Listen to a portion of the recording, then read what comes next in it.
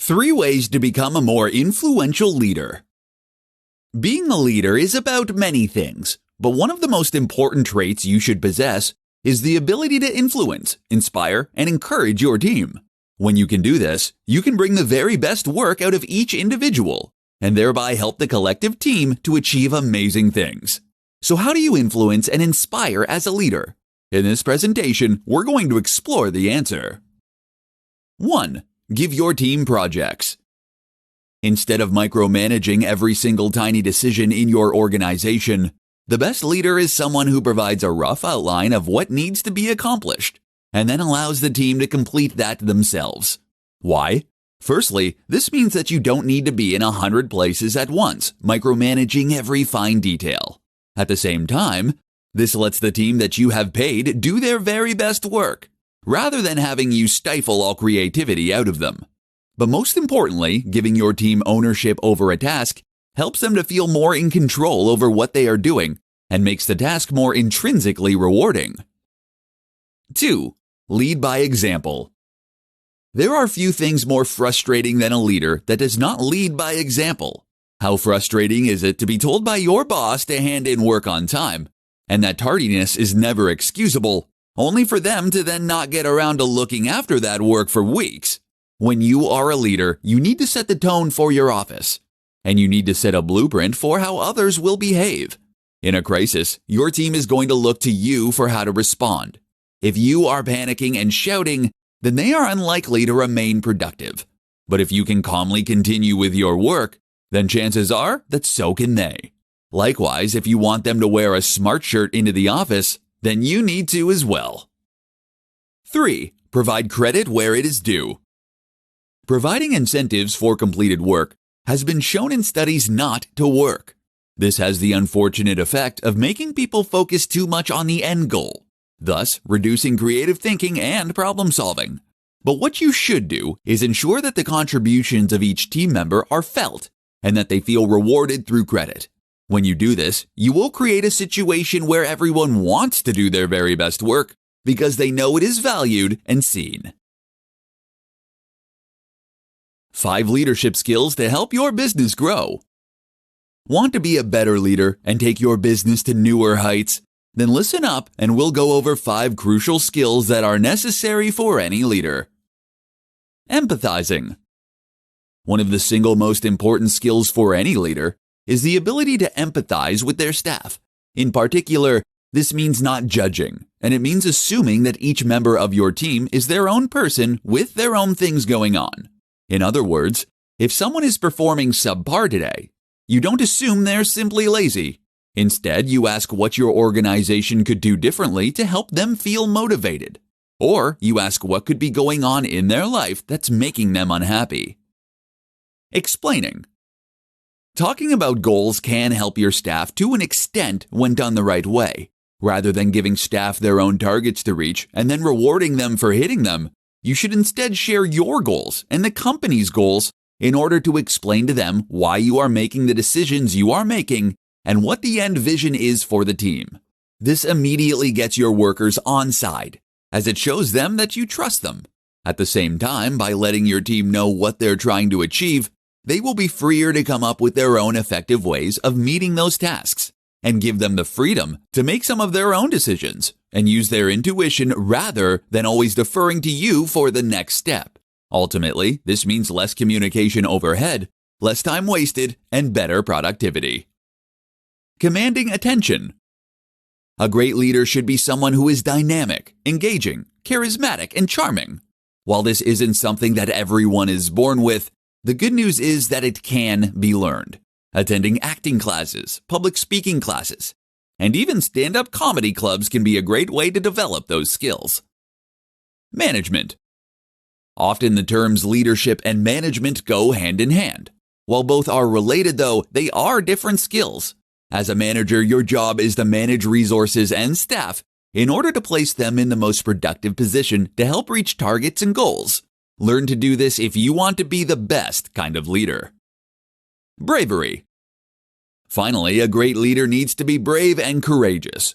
Your job as leader is to take responsibility, to make quick decisions, and to sacrifice your own reputation if it means looking after your team. This all takes courage and bravery, but it will pay off in the huge amount of loyalty and respect you command among your team. All leaders are readers. 5 must-have books to read to become a better leader. Nearly every major CEO and leader reports that they read a large number of books every day, from Bill Gates to Elon Musk. Doing so allows them to further develop their leadership skills and to develop a greater understanding of their role and the way they can get the best out of others. While there is an unlimited number of books that the best leaders should read, the 5 I'm about to share with you will offer a great place to start. These books are deeply impactful and can make you a better leader than 99% of managers all on their own. Deep Work by Cal Newport. This is a book all about focusing hard on a given subject matter. It shows how uninterrupted work produces the best results in terms of quality and quantity. This is eye-opening for many managers who are used to constantly pestering their staff with emails, messages on Slack, and pointless meetings. The Power of When by Michael Brews. Another book that looks at how to get the most out of staff, this time focusing on how different people work better at different times of day based on their chronotype. It shows how this can correlate with health and even personality types. It's fascinating reading, as this kind of research is likely to turn our approach to management on its head. So stay ahead of the curve by reading this one. The Personal MBA by Josh Kaufman. The Personal MBA is a business masterclass in a single book that also incorporates many concepts that relate directly to management and leadership. This includes understanding group dynamics, motivation, and more. Start with Why by Simon Sinek.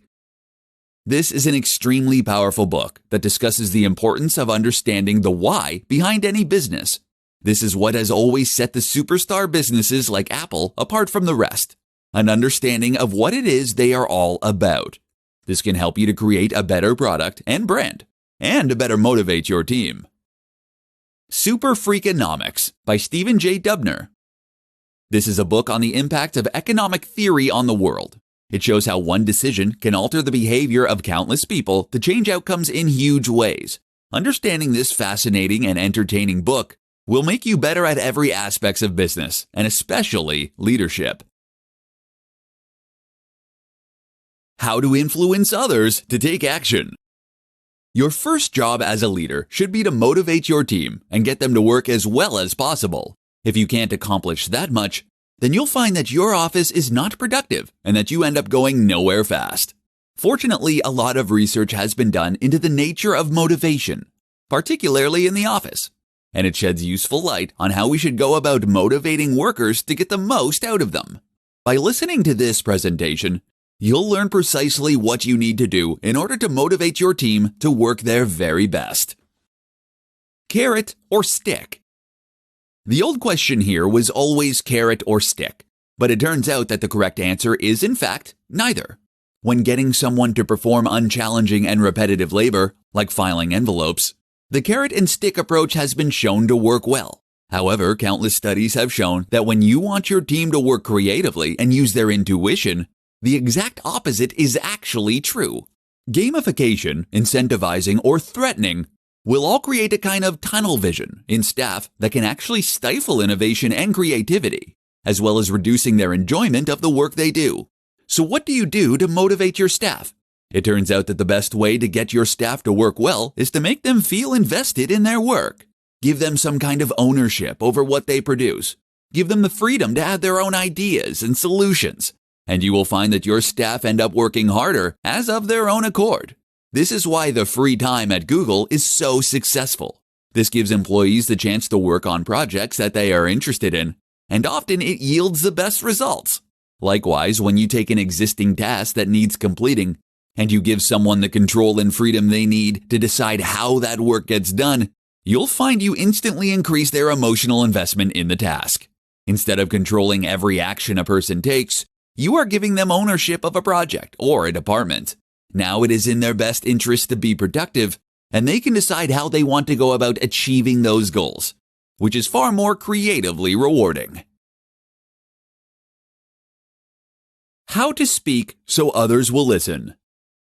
As a leader, one of your first challenges is to learn to command attention, to speak so that others will listen. After all, how can you instruct your team and get the best out of them if they won't listen to what you have to say in the first place? In this presentation, we'll discuss how to command attention and respect as a communicator and a leader. Believe in what you're saying.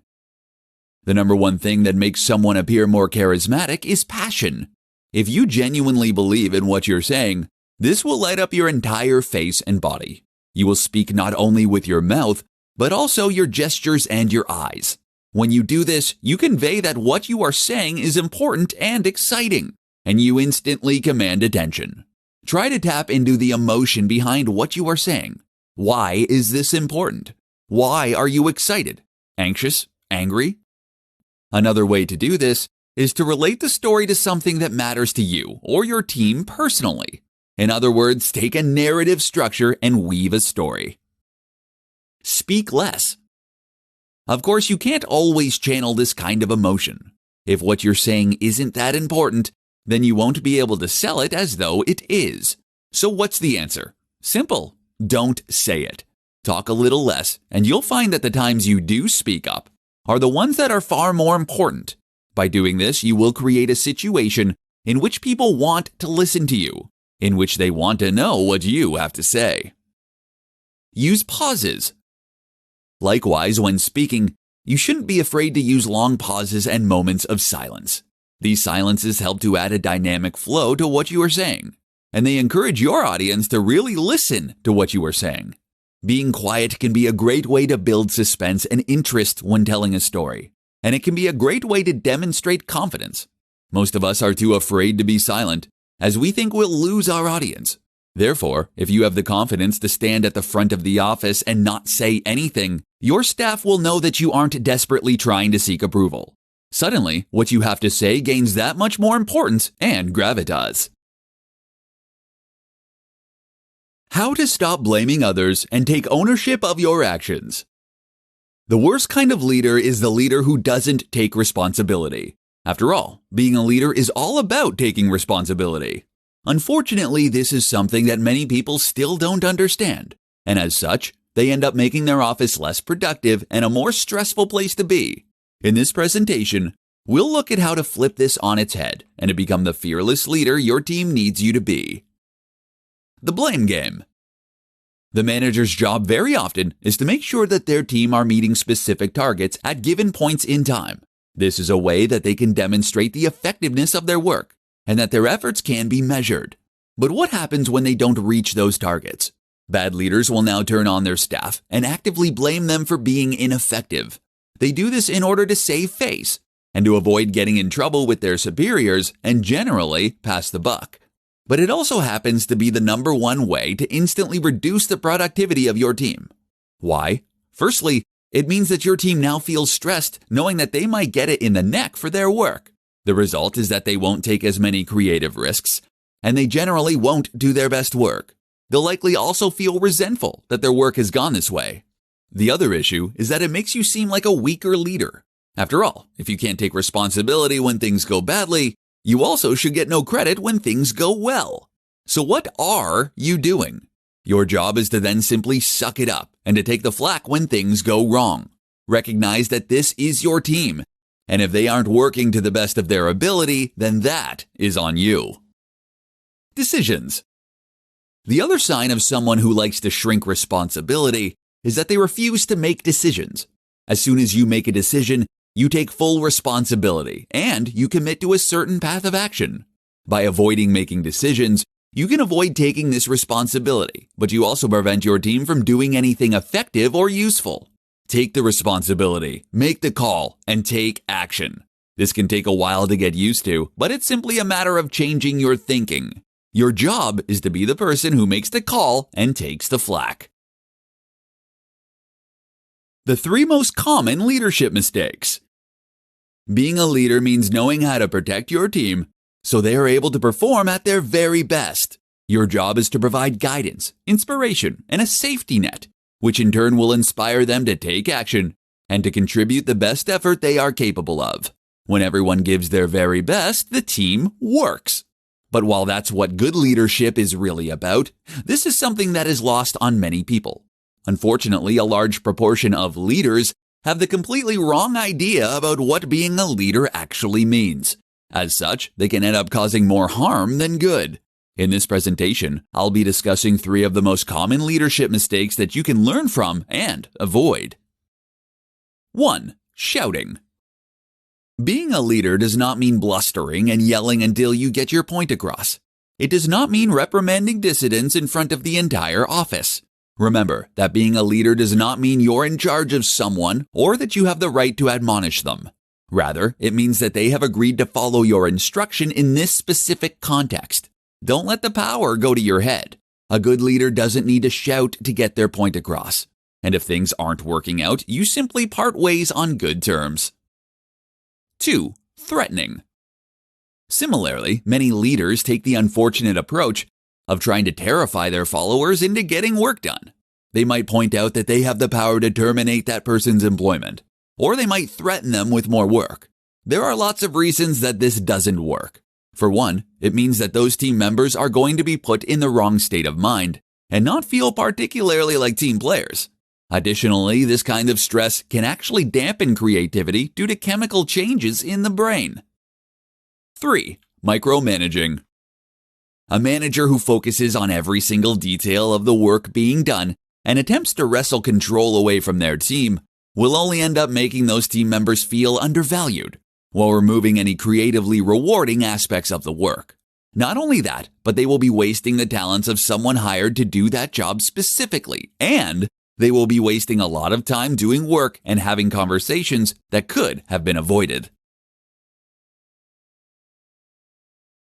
Why emotional intelligence is crucial for effective leadership. What is the most important feature of a great leader? Is it the ability to stay calm in a crisis, to bark orders, or to command respect and fear? No. The most important feature of a leader is to understand people. This comes down to emotional intelligence, the ability to understand, predict, and ultimately influence the emotions of others. There are many situations where this plays out. For example, when someone fails to do their best work repeatedly, you might be tempted to accuse them of being lazy. The emotionally intelligent manager, however, will understand that this person might be having problems at home, or they might simply not find the work they're doing rewarding. So you should ask, how can you make that work more intrinsically rewarding for them? This will get much better results than just storming and shouting. Likewise, if you're unhappy with something a staff member did, your job as an emotionally intelligent individual is to instruct them on what they did wrong, but in such a way as to not upset them or to make them feel undervalued. How to take control in an emotionally intelligent way. We've already seen that using the threat of punishment is an ineffective way to get staff to work harder, and that it will only cause them to be less productive and inventive in the way they approach tasks. But if coming down hard on your staff isn't the answer, then how do you compose yourself to create the image of a leader? The same goes for reprimanding staff. If you shout at them publicly, you will only create enemies and resentment. Instead, demonstrate that you're unhappy by talking through with them in private what they are doing well and how they can stand to improve.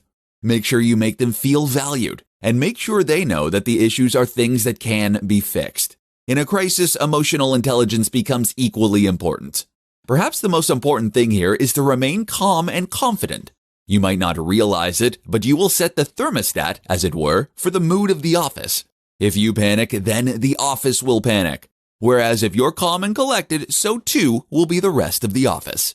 This is another form of emotional intelligence, the ability to take control over your own emotions and therefore to react in the best way possible.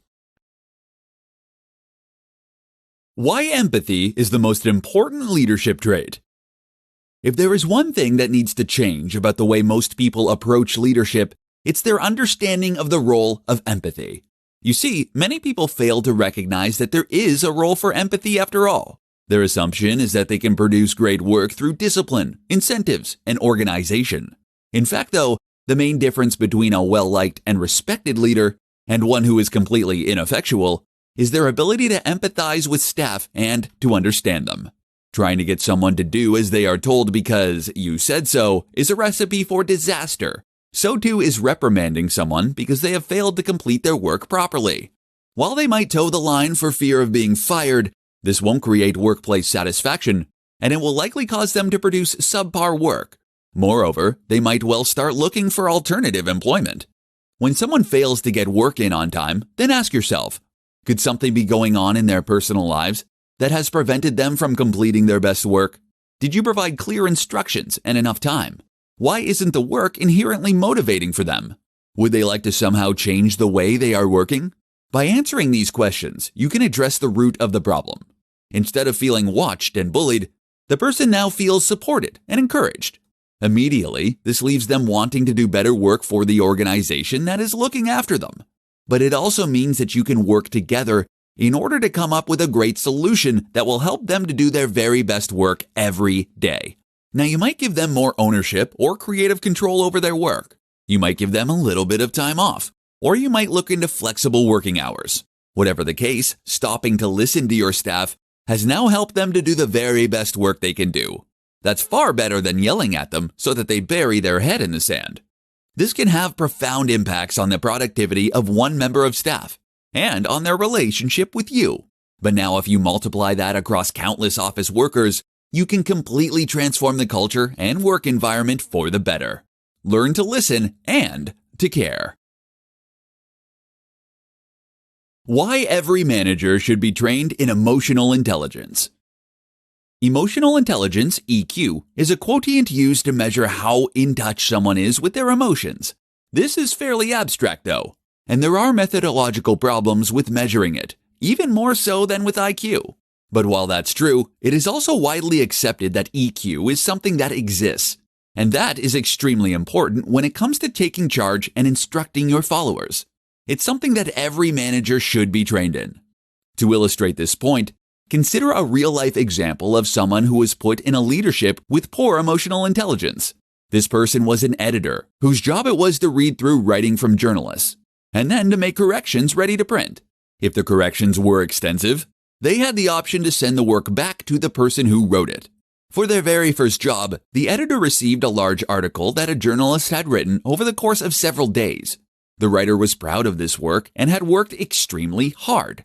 But the editor found several faults with the formatting, the grammar, and more.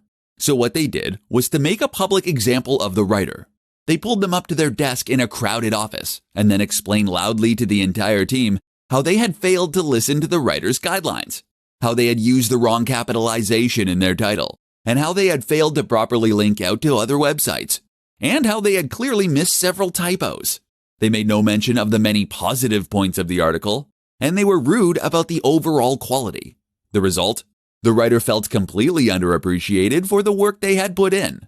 Not only that, but they felt humiliated in front of their coworkers, and they felt especially aggravated that this was coming from someone brand new that they had never worked with before. The next time that the writer had to deliver a similar piece of work, they spent significantly less time and effort on it, and therefore delivered an inferior product. Not only that, but they took much longer than necessary to correct the mistakes. How could this have been handled? The editor could have spoken to the writer privately. They could have started by thanking the writer for their work and pointed out some of the qualities that made it a great piece of work. Then they could have mentioned that there were a couple of small issues, and if that they could be corrected as soon as possible, then the work would be good to go. The difference here is huge, and over the course of countless interactions and countless months, it can completely transform a workplace. EQ is critical to leadership.